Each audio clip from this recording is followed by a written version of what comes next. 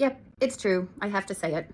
If you have Lyme and you have mycotoxin illness, we must treat the mycotoxins first. And I've been working with Lyme for over 20 years. So that was my specialty before I learned anything about mold toxicity and mycotoxin illness and mast cell activation and all of the things that go with that. And I will admit, at first I resisted. And I was hearing people say, you have to treat mold first, you have to treat mold first, you have to treat mold first. And I was like, maybe we can do them at the same time. Maybe we just go ahead and treat the tick-borne infections.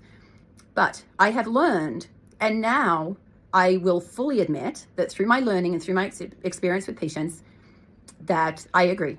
If you have high levels of mycotoxins, it's imperative to get those down first before we can really effectively treat the tick-borne pathogens.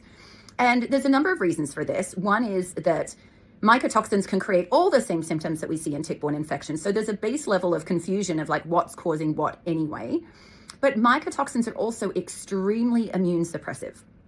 And so we want the immune system fighting as hard as it can to counter the tick-borne pathogens. So we want to relieve that pressure and that suppression on the immune system. Mycotoxins are also very neurotoxic. And obviously neurological symptoms are, very, very common in patients with Lyme. So that's a big deal. And they're also hormone endocrine disruptors. So they throw off all the hormones.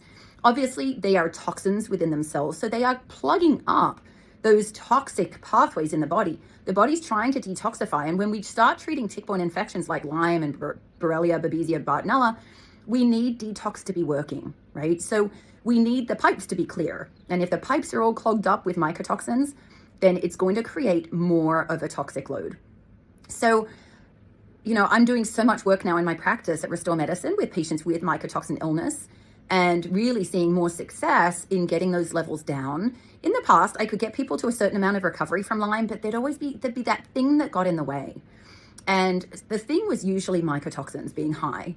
So now any patient that comes into my practice, I'm testing for mycotoxins, and I will prioritize those 95% of the time.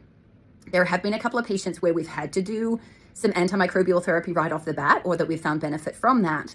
But the majority of the time, I'm working away at those mold toxins before we even start in on the tick-borne pathogens.